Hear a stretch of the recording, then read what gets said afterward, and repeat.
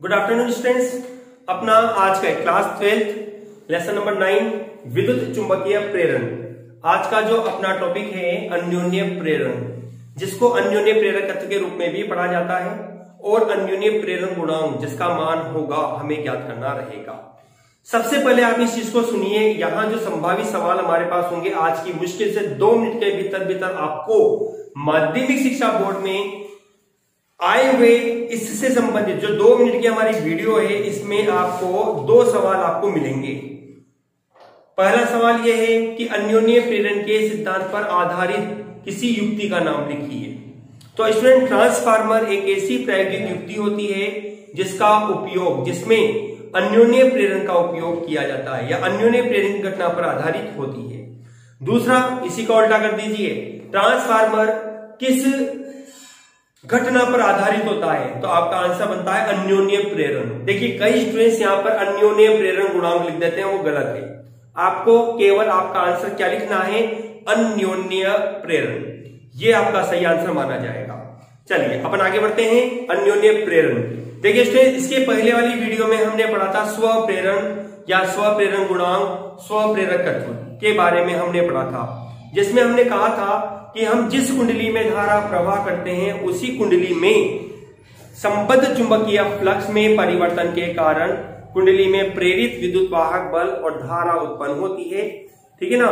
तो यहां आपके पास स्टूडेंट घटना थोड़ी सी चेंज है। यहां एक नहीं 2 कुंडली आपके पास होंगी, जिसमें आप एक कुंडली में तो धारा प्रवाह करेंगे और दूसरी कुंडली में आप प्रेरित विद्युत वाहक बल और धारा को प्राप्त करेंगे। देखिए कैसे। हमारे पास यह एक कुंडली है, ठीक है ना। नियम के अनुसार हमने ये कहा, इसमें तो हमने धारा प्रवाह की है, ये हमने इसको विद्युत स्रोत से जोड़ दिया, ये प्लस और माइनस, ये कुंजी आपके पास है। हमने इसके पास में एक और कुंडली को रखा, जिसको हमने धारा मापी जी से जोड़ा है। इससे धारा मापी जी से हमने इसको जोड़ दिया। अब होगा क्या, देखो, जब कुंजी खुली हुई है तो धारा मापी में कोई विक्षेप प्राप्त नहीं होगा, अर्थात आप कह सकते हैं कि कुंडली में किसी प्रकार से कोई प्रेरित विद्युत वाहक बल और धारा उत्पन्न नहीं होती। ठीक है ना। मेरी बात को ध्यान से सुनना। यहाँ बहुत छोटा सा सवाल निकल रहा है जो मैं आपसे पूछना चाह रहा हूं। सवाल यह है कि आपने ये कहा जब कुंजी में डॉट नहीं लगा रखी, अर्थात खुला परिपथ आपके पास है, तो इस कुंडली में प्रेरित विद्युत वाहक बल और धारा उत्पन्न नहीं होती, जिसकी पहचान हमने इस धारा मापी या गैल्वेनोमीटर जिसको कहा जाता है से हमने की कि इसमें कोई विक्षेप नहीं बन रहा। तो आप तुरंत पहचान गए कि इसमें कोई प्रेरित विद्युत वाहक बल और धारा नहीं बनती, क्योंकि हमने इसके पहले बताया है आपको कि जब भी गैल्वेनोमीटर में विक्षेप उत्पन्न होगा, हलचल उत्पन्न होती है, तो आप समझ जाइए कि आपने यहाँ जो ये कुंडली आपके पास बनी हुई है, अभी मैं नाम बताऊंगा इस कुंडली का भी आपको, इस कुंडली में प्रेरित विद्युत वाहक बल और धारा उत्पन्न हुई होगी। ठीक है ना। तो देखिए, मेरा सवाल यह है कि यहां प्रेरित विद्युत वाहक बल और धारा उत्पन्न न होने का कारण क्या है, उत्पन्न न होने का कारण क्या है। देखिए स्टूडेंट्स, इसका आंसर मैं आपको बताता हूं। इसका उत्पन्न होने का कारण, न होने का कारण यह है कि आपने इस कुंडली में कोई धारा प्रवाह नहीं की। ठीक है ना। धारा प्रवाह न करने के कारण इसमें कोई चुंबकीय क्षेत्र उत्पन्न नहीं हुआ। ठीक है ना। जब चुंबकीय क्षेत्र उत्पन्न नहीं हुआ तो चुंबकीय फ्लक्स उत्पन्न नहीं होगा। ठीक है। जब चुंबकीय फ्लक्स नहीं बनेगा तो इस कुंडली से कोई चुंबकीय फ्लक्स संबद्ध नहीं होगा, जिसके फलस्वरूप धारा मापी में विक्षेप 0 बनेगा। कहने का मतलब यह हो गया कि यदि आप इस कुंडली में धारा प्रवाह नहीं करते हो तो इस कुंडली में चुंबकीय फ्लक्स में परिवर्तन न होने के कारण किसी प्रकार का प्रेरित विद्युत वाहक बल और धारा उत्पन्न नहीं होगी। ठीक है। हमने ये कहा, अब इस कुंजी को हमने बंद कर दिया। कुंजी को बंद करते ही इस कुंडली में धारा प्रवाह होती है, जिसके फलस्वरूप चुंबकीय क्षेत्र रेखाएं बनती है। क्योंकि हम जानते हैं, फैराडे ने बताया था कि जब भी किसी चालक तार में धारा प्रवाह की जाती है तो उसके चारों ओर चुंबकीय क्षेत्र उत्पन्न होता है। ऑरेस्टेड के कथन के अनुसार। तो हमने ये कहा कि यहाँ जो संबंधित चुंबकीय फ्लक्स है, जब आप इस कुंडली को चुंबक के दूसरी कुंडली के पास लाते हैं तो इससे संबंधित चुंबकीय फ्लक्स अर्थात चुंबकीय क्षेत्र रेखाएं ये बनती है आपके पास। ये चुंबकीय क्षेत्र रेखाएं आपके पास बनती है इस प्रकार से, ठीक है ना। ये क्षेत्र रेखाएं जितनी अधिक चुंबकीय क्षेत्र रेखाएं इस कुंडली से गुजरेगी अर्थात चुंबकीय फ्लक्स में परिवर्तन होगा तो धारामापी में विक्षेप प्राप्त होगा, ठीक है ना। देखिए, जब आप सुना ध्यान से, जब इस कुंडली को इस कुंडली के स्थिर कुंडली के पास लाते हो तो प्रारंभ में क्षेत्र रेखाएं क्या होंगी, कम से अधिक होगी, लेकिन जब दूर ले जाते हो तो चुंबकीय फ्लक्स अधिक से कम होगा। दोनों ही स्थितियों में धारामापी में विक्षेप बनेगा, लेकिन जो विक्षेप की दिशा होगी वो पहले के विपरीत बनेगी, क्योंकि हमने पहले भी बताया आपको फैराडे के नियमों में कि जब आप कुंडली और चुंबक के मध्य सापेक्ष गति कराते हैं तो चुंबकीय फ्लक्स में परिवर्तन होता है, जिसके फलस्वरूप प्रेरित विद्युत वाहक बल और धारा उत्पन्न होती है, ठीक है ना।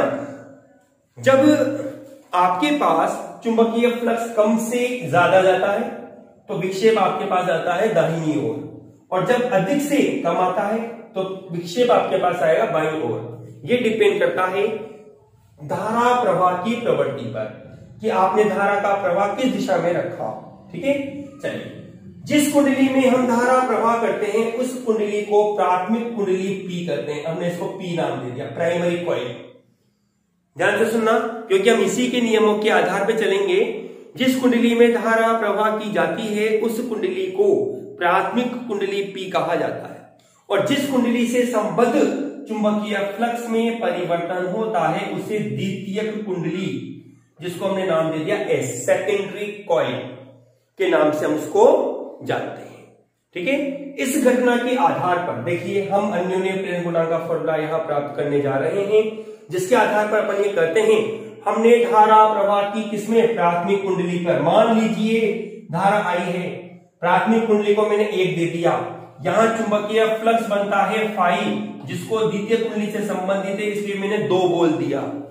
1 और 2 का मतलब है, 1 का मतलब है प्राथमिक कुंडली, 2 का मतलब है द्वितीय कुंडली, जो कि ये बनती है आपका सेकेंडरी कॉइल।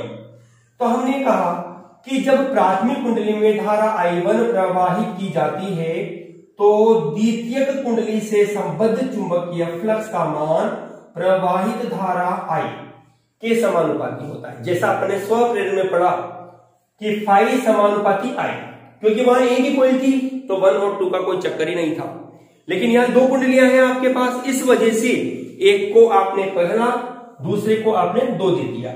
जिसमें धारा प्रवाह की है उसको नंबर 1, जिसमें चुंबकीय फ्लक्स परिवर्तित हुआ उसको आपने नंबर 2 नाम दिया, ठीक है। तो इस आधार पर अपन कहते हैं फाई 2 बराबर होगा एम I1। यहां आपके पास एम स्टूडेंट्स, यहां एम आपके पास एक समानुपातिक नियतांक है, एक समानुपातिक नियतांक है, ठीक है। एम का जो मान है सेम बिल्कुल जैसा हमने स्वप्रेरण के लिए पढ़ा था, स्वप्रेरण गुणांक के लिए पढ़ा था, वही बात यहां पर है कि एम जो है एक समानुपातिक नियतांक है। यह आपके पास कुंडलियों के क्षेत्रफल पर, कुंडली के पदार्थ की प्रकृति पर, माध्यम की प्रकृति पर, फेरों की संख्या और ताप पर निर्भर करता है। इसका मात्रक भी स्टूडेंट, जैसे हमने वहां बोला था स्वप्रेरण के लिए कि हेनरी होता है, तो उसी प्रकार से इसका मात्रक भी आपके पास हेनरी बनता है। इसको आप एक रूप में और बदल सकते हैं, जिसके आधार पर हम ये कहेंगे, इसको मैं नंबर 1 दे देता हूं। मैंने ये कहा यहां पे या करके एम बराबर लिखा जा सकता है फाई 2 अपॉन I1। यदि हमने ये कहा कि I1 बराबर आपके पास है 1 एम्पियर, तो आपको बनेगा एम बराबर होगा कितना, फाई 2। परिभाषा बनाई जा सकती है स्वप्रेरण गुणांक की, जिसके आधार पर हम ये कहेंगे कि यदि प्राथमिक कुंडली में 1 एम्पियर की धारा प्रवाहित की जाती है तो द्वितीयक कुंडली से संबद्ध चुंबकीय फ्लक्स का मान स्वप्रेरण गुणांक के बराबर होता है। ठीक है, इस फॉर्मूले के आधार पर भी आप एम का मान निकाल सकते हैं, जिसको अपन कहेंगे एम बराबर होगा φ2/φ1। इसको हमने नंबर 2 नाम दे दिया, इसको हमने नंबर 3 नाम दे दिया। ठीक है स्टूडेंट्स, दोनों फॉर्मूले आपके पास अन्योन्य प्रेरण को ही परिभाषित करते हैं। ये फॉर्मूला मैंने इसलिए निकाला है क्योंकि आगे जाकर अपन परिनालिका के लिए अन्योन्य प्रेरण गुणांक का मान ज्ञात करेंगे, वहां हम इसी फॉर्मूले का उपयोग करेंगे, जैसा कि हमने स्वप्रेरण में किया था। एल बराबर φ/I, फाई का मान निकालते थे, फॉर्मूले में वैल्यू रखते थे और एल का मान आपको प्राप्त होता है। तो उसी प्रकार से यहां पर भी आप एम निकालने के लिए फाई का मान निकालोगे परिनालिका के लिए और वैल्यू रखोगे और आंसर आपका आएगा। ठीक है स्टूडेंट्स, जल्दी से इसका स्क्रीनशॉट लीजिए, फिर आगे बढ़ते हैं। चलिए स्टूडेंट्स, एक बार इसको दोबारा से जल्दी से संक्षेप में लिखिए। आप एक परिभाषा आपको यहां मिली, एक परिभाषा आपके पास यहां बनी, अगली परिभाषा हम दोबारा से बनाएंगे। पहले एक बार ध्यान दीजिए, हमने ये कहा जब प्राथमिक कुंडली में धारा I1 हमने प्रवाहित की तो द्वितीय कुंडली से संबद्ध चुंबकीय फ्लक्स का मान प्रवाहित धारा I1 के समानुपाती होता है, जिसके आधार पर हमने देखा φ2 प्रोपोर्शनल टू I1 या φ2 बराबर mI1। एम आपके पास बनता है एक समानुपातिक नियतांक, जिसको हमने बोला अन्योन्य प्रेरकत्व या अन्योन्य प्रेरण गुणांक कहते हैं। स्टूडेंट्स, यहां आपके पास 3 महत्वपूर्ण, मुख्यतः वैसे 4 होती है लेकिन अपन 3 के बारे में बता रहे हैं। यहाँ पे 3 महत्वपूर्ण भौतिक राशियों पर निर्भर करती है। नंबर 1, कुंडलियों के क्षेत्रफल पर। कौन से क्षेत्रफल पर? द्वितीय कुंडली के लिए इस कुंडली के क्षेत्रफल पर। यह विशेष वर्ड है, याद रखना। कुंडली में, दोनों कुंडलियों में फेरों की संख्या पर। और नंबर 3, माध्यम की प्रकृति। और मैंने आपको जैसा कि बोल रखा है, चौथी राशि ताप को हमेशा इंक्लूड कर दीजिए, क्योंकि सभी भौतिक राशियां आपके पास ताप से प्रभावित होती है। यदि एग्जाम में कोई ऐसा पॉइंट आपके पास है जहां आपको ये नहीं समझ में आता किस पर डिपेंड करती है, तो आप सीधा सा आंसर लिख दीजिए, ताप पर निर्भर करती है, क्योंकि मैक्सिमम सभी भौतिक राशियां ताप पर डिपेंड होती है। ठीक है, चलिए हमने फिर इसके बाद कहा, यदि हमने कहा प्राथमिक कुंडली में 1 एम्पीयर की धारा प्रवाहित की जाती है तो द्वितीय कुंडली से संबद्ध चुंबकीय फ्लक्स का मान अन्योन्य प्रेरण गुणांक या अन्योन्य प्रेरकत्व के बराबर होता है। ठीक है स्टूडेंट्स, चलिए आगे बढ़ाते हैं अपन नेक्स्ट परिभाषा, जिसको हमने कहा फेराडे व लेंज के नियम से। फेराडे व लेंज के नियम से हम जानते हैं स्टूडेंट्स, E बराबर होता है -d∅/dt। फाई का मान रखिए आप समीकरण 1 से, तो आपको बनेगा E बराबर होगा -m कांस्टेंट है समानुपातिक नियतांक होने की वजह से dI1/dt। ठीक है, यदि हमने ये कहा dI1/dt बराबर है 1 एम्पियर प्रति सेकंड, तो आपको बनेगा मोड E बराबर m होगा। इसका मतलब क्या हुआ कि यदि प्राथमिक कुंडली में धारा परिवर्तन 1 एम्पियर प्रति सेकंड हो तो कुंडली से संबद्ध प्रेरित विद्युत वाहक बल का परिमाण अन्योन्य प्रेरण गुणांक के बराबर होता है। दोबारा सुनिए, फेराडे और लेंज के नियम के आधार पर हम जानते हैं प्रेरित विद्युत वाहक बल होता है E बराबर -d∅/dt। ठीक है, जिसके आधार पर हमने लिखा फाई का मान रखा समीकरण 1 से। फाई मतलब φ2 यही है अपने पास है ना। E बराबर हो जाएगा -m dI1/dt। dI1/dt हमने कहा 1 एम्पियर प्रति सेकंड है, तो हमने कहा प्रेरित विद्युत वाहक बल का परिमाण, मोड या परिमाण एक ही बात है, बराबर होगा m। माइनस चिन्ह हट जाता है मोड लेने पर, ठीक है ना। माइनस जैसे आपको हटाना है ना, तो आपने मोड ले दिया, मोड का मतलब हो गया परिमाण। परिमाण लेते ही आपके पास ये किसके बराबर हो गया? अन्योन्य प्रेरण गुणांक के बराबर। तो अपन ने क्या परिभाषा बनाई? यदि प्राथमिक कुंडली में धारा परिवर्तन एकांक है या 1 एम्पियर प्रति सेकंड है, तो प्रेरित विद्युत वाहक बल का परिमाण अन्योन्य प्रेरण गुणांक के बराबर होता है।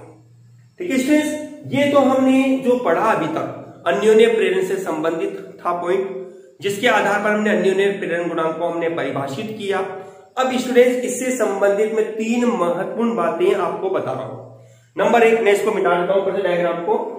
नंबर 1 के रूप में इसकी प्रकृति, आपने जो अन्योन्य प्रेरण गुणांक ज्ञात किया इसकी प्रकृति क्या होगी। प्रकृति का मतलब है कि आपके पास यह सदिश राशि में शामिल होता है या अदिश राशि में शामिल होता है, यह आपको बताना है। तो हमने कहा सबसे पहले कि आपके पास यह एक अदिश राशि है, अदिश राशि है, याद रखिएगा। नंबर 2, इसका मात्रक, इसका एसआई मात्रक आपके पास बनता है हेनरी, जिसको आप H से लिखते हैं, होता है। अन्य मात्रक भी आपके पास है, अन्य मात्रक जिसके रूप में आप कह सकते हैं, देखो मात्रक बनाओ, वेबर प्रति एम्पियर, वेबर प्रति एम्पियर, ठीक है। या और भी आप इसका मात्रक बना सकते हैं, जो हमने स्व प्रेरण गुणांक के मात्रक में लिखा था, वोल्ट इंटू एम्पियर बटे, sorry volt into second, volt into second बटे एम्पियर, ये भी आपके पास इसका मात्रक बनता है। नंबर 3 के रूप में अपने पास बनती है इसकी वीमा। वीमा क्या होगी, वीमा निकालनी है अपने को।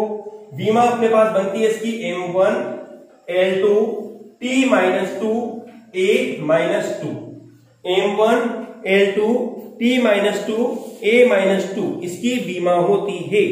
इस तरह से आपके पास ये अन्योन्य प्रेरण गुणांक से संबंधित 3 महत्वपूर्ण बातें बनती है।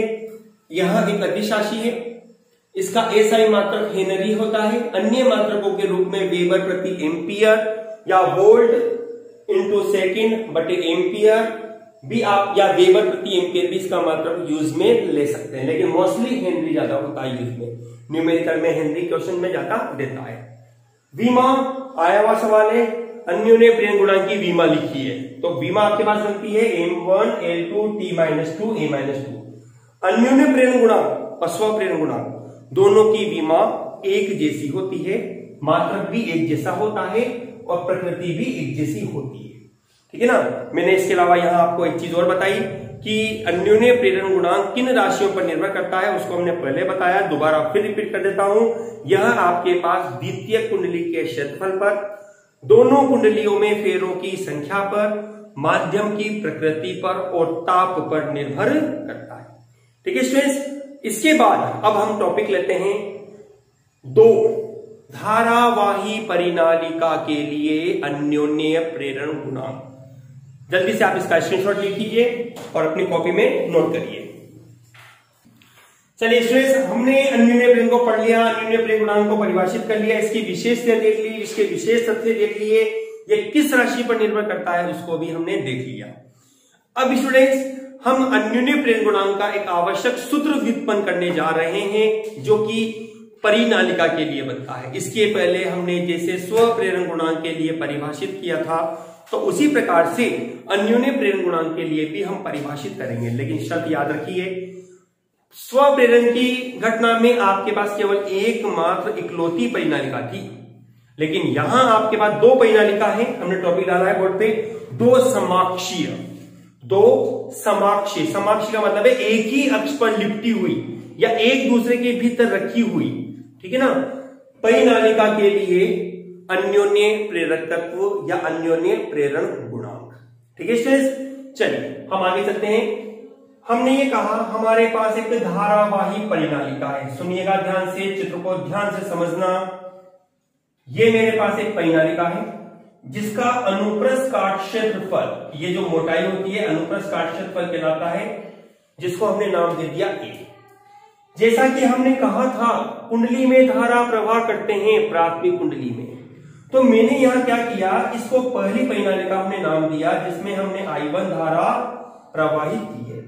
अब चूंकि परिनालिका है ना, तो इसमें फेरे भी होंगे, तो हमने यहां पर इसमें कुछ फेरे हमने इसमें बना दिए, जिसको हमने नाम दे दिया N के रूप में।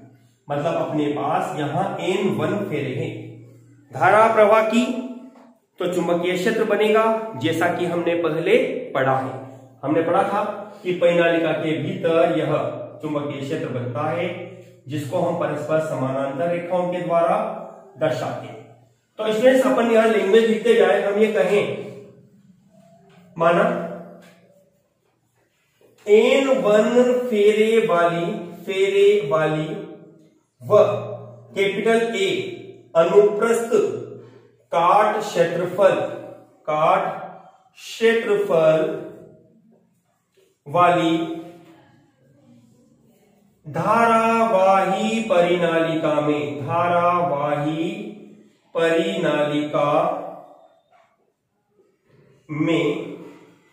I1 धारा प्रवाहित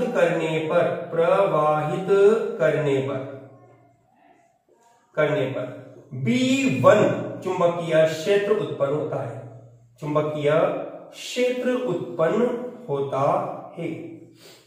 ध्यान से सुनना जो बात मैं बोलने जा रहा हूं, क्योंकि यदि आप इसको ध्यान से सुने, ध्यान से समझे तो आपको आसानी से याद रहेगा। मैंने चुंबकीय क्षेत्र क्यों लिया, मुझे तो चुंबकीय फ्लक्स निकालना था। देखिए अपन ने शुरुआत में कहा था जब हम कुंडली में धारा प्रवाह करते हैं तो कुंडली में चुंबकीय क्षेत्र द्वारा चुंबकीय फ्लक्स उत्पन्न होता है। जिम्मेदार कौन हुआ? चुंबकीय क्षेत्र। चुंबकीय क्षेत्र ने ही चुंबकीय फ्लक्स को उत्पन्न किया है, तो पहले आपको क्या करना पड़ेगा? चुंबकीय क्षेत्र निकालना होगा। ठीक है, तो हमने पढ़ा है पहले B1 बराबर होता है परिनालिका के लिए म्यू नॉट N1। हम लिख सकते हैं स्मॉल n जो होता है प्रति एकांक लंबाई में फेरों की संख्या को प्रदर्शित करता है। मान लीजिए परिनालिका की लंबाई आपके पास है स्मॉल n। ठीक है, कोई डाउट यहां तक? चलिए अपन आगे चलते हैं। हमने कहा I वो धारा है कौन सी? I1 वाली। ये लो हमने I1 नाम दे दिया इसको। ठीक है ना, हम जानते हैं N1 बराबर लिखा जा सकता है कैपिटल N1 बटे L के रूप में। तो आपको बनेगा B1 बराबर होगा म्यू नॉट N1 बटे L इंटू I1 नंबर 1। ठीक है, यहां तक कंडीशन क्लियर है। चलिए अब हम क्या करते हैं स्टूडेंट्स, इस परिनालिका पर हमने दूसरी परिनालिका को, क्योंकि अभी आपने केवल एक ही ली है, जबकि आपको करना क्या है? 2 परिनालिकाओं का यहां उपयोग करना है। तो दूसरी परिनालिका को हमने बिल्कुल इसी की परिनालिका के ऊपर समाक्षीय, मतलब एक ही अक्ष के ऊपर दोनों को आपस में हमने लपेट दिया। पहली परिनालिका में धारा प्रवाह की है, दूसरी में कुछ नहीं किया आपने। दूसरी का केवल काम क्या है? आपने लपेटा है उसको किस पर? प्राथमिक परिनालिका के ऊपर। ठीक है, तो हमने कहा इसलिए द्वितीय परिनालिका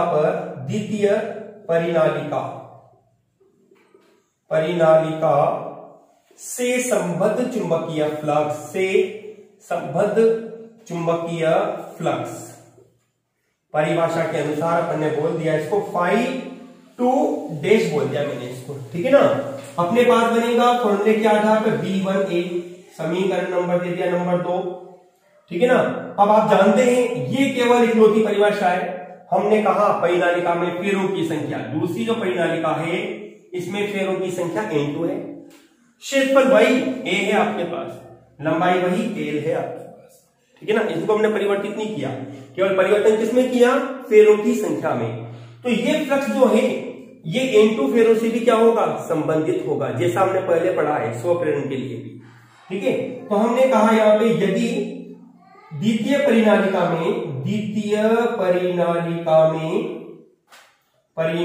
में कुल फेरे N2 हो तो कुल चुंबकीय फ्लक्स आपको बनेगा Φ2 बराबर होगा N2 और इंटू Φ2 डैश।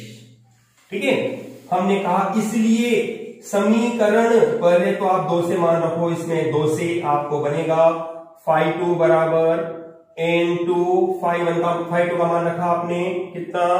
B1A। इसको आपने नंबर दे दिया 3 नंबर। ठीक है, अब क्या करना रहा? केवल B1 का मान रखिए, कहां से? 1 से। तो हमने समीकरण 1 से B1 का मान रखा, 1 से B1 का मान रखने पर आपको बनेगा φ2 बराबर होगा B/N2, B1 का मान रखा आपने μ0 N1 I1 बटे L और इंटू A। ठीक है, B1 का मान रखा μ0 N1 I1 बटे L और इंटू A आपके पास बनता है ये टॉपिक के रूप में।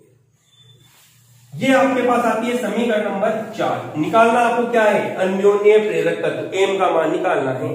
ठीक है ना, तो हमने कहा अन्योन्य प्रेरक तत्व, अन्योन्य प्रेरक तत्व आपके पास होता है M बराबर होता है φ2 अपॉन I1। समीकरण नंबर कितना, 5 नंबर। ठीक है, समीकरण नंबर कितना आएगा, 5 नंबर। वैल्यू रखो इसमें, समीकरण 4 व 5 से आपको क्या बनेगा, M बराबर होगा φ2 का मान रखेंगे आप μ0 N1 N2 A I1 बटे L और बटे I1। क्लियर है यहां तक। चलो आगे चलते हैं अपन। M बराबर होगा μ0, I1 से I1 कट जाएगा, N1 N2 A और बटे L। ये आपके पास आता है अन्योन्य प्रेरकत्व, जो कि आपका आंसर बनता है। आप चाहें तो इसमें एक स्टेप और आप आगे बढ़ा सकते हैं माध्यम की उपस्थिति के आधार पर, जो कि आपके पास बनेगा। देखिए, हमने कहा यदि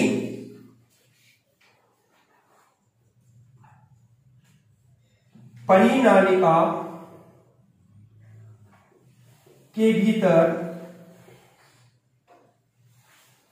भीतर अन्य माध्यम उपस्थित हो तो, अन्य माध्यम हो तो, शॉर्ट में लिख देता हूं मैं, M बराबर आपको बनेगा म्यू की जगह म्यू N1 N2 A और बटे L। आप इसको और चेंज करेंगे तो M बराबर बनेगा μ0 μr N1 N2 A और बटे कितना L। ये आपके पास आता है अन्योन्य प्रेरण गुणांक का सूत्र नंबर 7। ये आपके पास है माध्यम की उपस्थिति में, और ये आपके पास है अन्य माध्यम जिसमें माध्यम वायु या निर्वात का यहां उपयोग किया गया है। ठीक है, इस तरह से स्टूडेंट्स ये टॉपिक आपका पूरा होता है। एक चीज ध्यान देना, मैं थोड़ा सा रफ वर्क आपको बता रहा हूं। L बराबर आपने पढ़ा था μ0 N square A upon L। ये फॉर्मूला और ये फॉर्मूला, दोनों में अंतर क्या है आप देखते हैं। μ0 इसके पास भी है, इसके पास भी है, A इसके पास भी है, इसके पास भी है, L इसके पास भी है और इसके पास भी है, लेकिन यहां N स्क्वायर आता है, जबकि यहां आया N1 और N2। होने को तो N1 और N2 क्या दो बार आ रहा है ना। यदि मैं कह देता हूं कि N1 बराबर N2 है, तो यहां पर भी क्या बन जाएगा, N स्क्वायर बन जाएगा।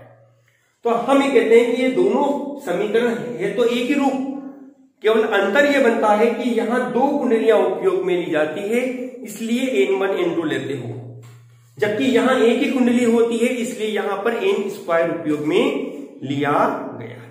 ठीक है स्टूडेंट्स, चलिए इसको जल्दी से आप इसका स्क्रीनशॉट लीजिए और इस टॉपिक को आप कंप्लीट कीजिए अपनी नोटबुक में जल्दी से।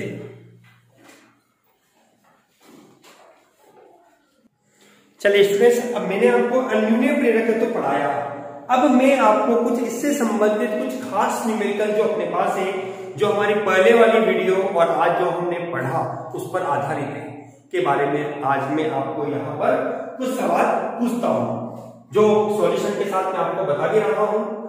सवाल मेरे पास पहला है, एक कुंडली का स्वप्रेरक तत्व। स्वप्रेरक तत्व, जैसा कि आप जानते हैं, स्वप्रेरक तत्व को लिखा जाता है L से। आपने लिखा 20 हेनरी है। 100 वोल्ट का प्रेरित विद्युत वाहक बल उत्पन्न करने के लिए E बराबर आपके पास है 100 वोल्ट। 1 सेकंड में 10 एम्पीयर की धारा का मान घटाकर कितना हो जाएगा, घटाकर मतलब I2 निकालना चाहता है, I1 आपको दे रखा है। I1 आपके पास है 10 एम्पीयर और I2 आपसे पूछना चाहता है यह समय अंतराल दे रखा है इसने 1 सेकंड। ठीक है फ्रेंड्स, बहुत इजी सवाल है अपने पास यह, जैसा कि आपको नजर आता है यहाँ E L I और dt। में हम फॉर्मूला जानते हैं कि E बराबर होता है L di/dt। ठीक है, मोड के रूप में है ये, तो अपने पास ऑटोमेटिकली ये वैल्यू चेंज हो जाती है। E का मान है 100 बराबर L का मान आपको दे रखा है 20। धारा परिवर्तन आप लिख दीजिए I1 माइनस I2 बटे dt का मान 1 है आपके पास। ठीक है, चलिए हम इसको सोल्व करते हैं। तो हमें बनता है यह 5 बराबर, क्योंकि 20 का 500 बार 5 बार कट जाएगा। I1 का मान आपको दे रखा है 10 माइनस I2, तो I2 बराबर आपके पास बनेगा, I2 को इधर ले गए तो 10 माइनस 5, मतलब कि I2 बराबर आपके पास बनेगा 5 एम्पियर। इस तरह से आपके पास स्टूडेंट्स ये एक छोटा सा सवाल है जो आपका कंप्लीट होता है। ऐसे ही एक सवाल और मेरे पास है, इससे संबंधित ही, स्वप्रेरण से संबंधित ही आपके पास, कि 100 फेरे वाली एक परिनालिका, 100 फेरे वाली एक परिनालिका जिसकी त्रिज्या जो कि r होती है आपके पास, जिसकी त्रिज्या 1 सेंटीमीटर है, 1 सेंटीमीटर है, तथा परिनालिका की लंबाई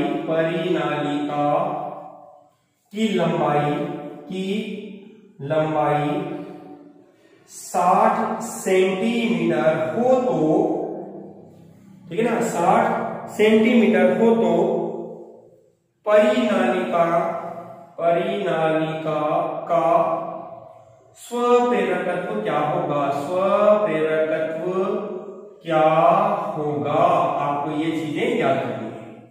देखिए, अपने को दिया है फेरे n बराबर है 100 फेरे, ठीक है ना।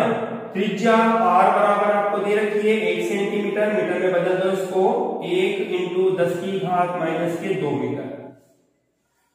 परिनालिका की लंबाई L बराबर है 60 सेंटीमीटर, 60 इंटू 10 की घात माइनस के 2 मीटर।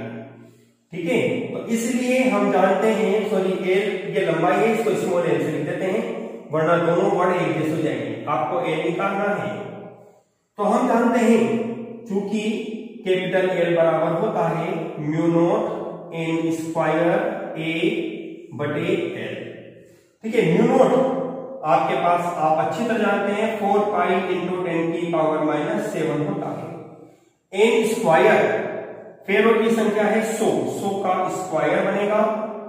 क्षेत्रफल a होता है पाई r स्क्वायर के रूप में, पाई r स्क्वायर बटे L आपके पास है कितना, 60 इंटू 10 की घात माइनस 2, तो L बराबर बनेगा 4 पाई स्क्वायर, ये पाई स्क्वायर इंटू 10 की घात माइनस के 7 इंटू 10 की घात 4, ये 10 की घात 2 स्क्वायर के रूप में, इंटू r का मान आपके पास है 1 सेंटीमीटर, इसको आपने मीटर में कन्वर्ट किया तो 10 की घात माइनस के 4 हो जाएगा, क्योंकि माइनस 2 का स्क्वायर माइनस 4 के रूप में बदलेगा। 60 इंटू 10 की घात माइनस 2 आप सोल्व करेंगे, L बराबर आपको क्या प्राप्त होता है, आप सोल्व करें इसको तो लगभग ये मान बनता है स्टूडेंट्स, सोल्व करने पर 6.57 इंटू 10 की घात माइनस के 8 हेनरी। एक बार स्टूडेंट्स न्यूमेरिकली क्वेश्चन को, आंसर को आप खुद भी एक बार चेक कर लीजिए। मैं एप्रोक्सीबल यूनिट को लिख देता हूं, यहाँ पे कैलकुलेट करके मैंने सोल्व कर लिया है इसको, और एप्रोक्सीबल मैंने वैल्यूज को लिख दिया है। इस तरह से ये आपका आंसर बनता है। ठीक है स्टूडेंट्स, जल्दी से सवाल को आप नोट करिए। चलिए स्टूडेंट्स, अब मैं आपको एक नेक्स्ट काफी इंपॉर्टेंट क्वेश्चन है जो सीबीएसई बोर्ड एग्जाम में कम से कम 3 बार पूछा गया है, और अपने माध्यमिक शिक्षा बोर्ड परीक्षा में भी यह सप्लीमेंट्री एग्जाम में पूछा गया सवाल है कि निम्न दिए गए चित्र में बिंदु A और B के मध्य विभवांतर अर्थात dB माइनस VA का मान क्या होगा, आपको ज्ञात करना है। देखिए स्टूडेंट्स, यहां आपके पास इस परिपथ के 3 भाग बनते हैं, एक तो R के लिए, एक सेल खुद अपने आप में है और एक प्रेरक कुंडली एल के रूप में है।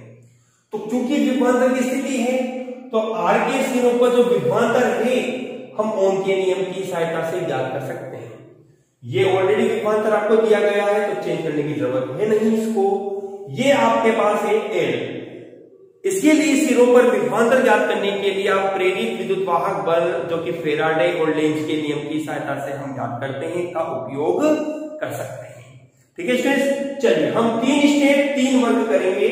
सबसे पहले स्टूडेंट जो अपने को दिया गया है उसको हम यहां लेते हैं। यहां आपको दिया गया है I बराबर 5 एम्पियर।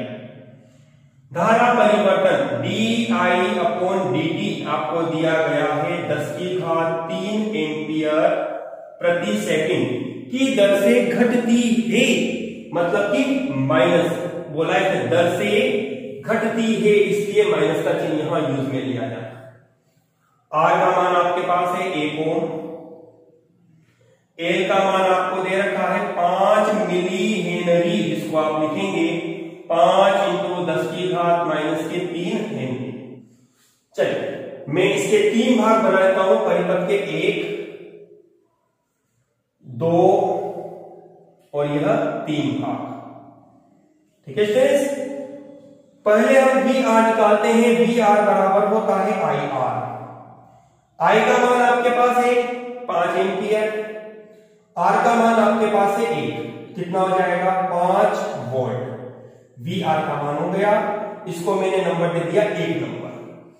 इसकी जरूरत ही नहीं है, आप इसको डायरेक्ट लिखिए V बराबर 15 वोल्ट, क्योंकि इसको आपने डायरेक्ट दे रखा है। इसमें निकालते हैं अब नंबर 3 के लिए।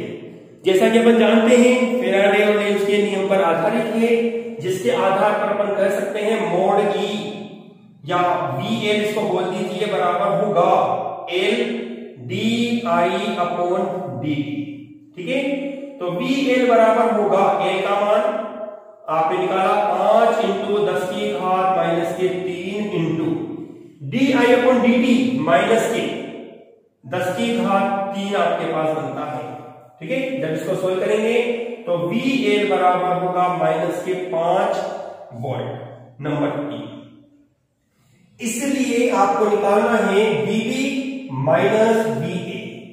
ध्यान देना, क्योंकि समझने वाली बात आपको यही मिलेगी। अब देखिए VB माइनस VA, VB बिंदु B उच्च विभव बिंदु है और बिंदु A निम्न विभव बिंदु। इस बिंदु पर यदि आप विभव देखते हो तो 0 बना हुआ है और इस बिंदु पर VB आपके पास बनता है मैक्सिमम बिंदु। ठीक है, तो VA की वैल्यू 0 है तो सीधा ही VB निकालना रहा, मतलब कि सभी को आप जोड़ दीजिए। आपका आंसर बनेगा VR plus V plus VL।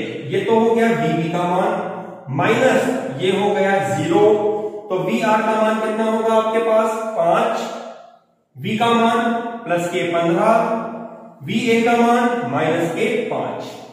तो आपको बनेगा VB माइनस VA बराबर होगा 15 वोल्ट। ये आपका स्टूडेंट्स आंसर बनता है। ये आपका क्या हुआ, आंसर हुआ। स्टूडेंट्स, इस तरह से हमने हमारे इस लेसन की आखिरी इस वीडियो में, जो कि थ्योरी से रिलेटेड थी, हमारी नेक्स्ट वीडियो इस चैप्टर के न्यूमेरिकल की होगी, जिसको आप अवश्य देखिए, क्योंकि लेसन काफी इंपॉर्टेंट है कंपटीशन लेवल को लेके भी, और आपके माध्यमिक शिक्षा बोर्ड और CBSE बोर्ड दोनों की दृष्टि से ये लेसन इंपॉर्टेंट बनता है। आपके पास एक न्यूमेरिकल जरूर बनेगा, और लेसन यदि आप ट्रिक से पढ़ें, ध्यान से पढ़ें, समझते हुए पढ़ें तो लेसन आपको बहुत अच्छा लगेगा और आसानी से याद भी होगा। स्टूडेंट्स, वीडियो को अधिक से अधिक शेयर करिए, जैसा कि मैं हर वीडियो में आपको बोलता भी हूं। वीडियो में आप कमेंट बॉक्स में कोई अच्छा सा स्टिकर, कोई अच्छा सा लोगो आप सेंड कर सकते हैं स्टूडेंट्स, और कमेंट करना न भूलिए स्टूडेंट्स। वीडियो को पूरा अवश्य देखिए, अपने नोट्स प्रिपेयर कीजिए, क्योंकि जैसा मैंने आपको कहा है अदर क्लास से ये क्लास एक डिफरेंट क्लास बनती है। ठीक है ना, तो आपके पास मैटर ज्यादा कलेक्ट होगा, आपको फ्यूचर क्लासेस के लिए ज्यादा परेशानी आपको नहीं होगी। ठीक है, चलिए students, okay students, thank you, good night.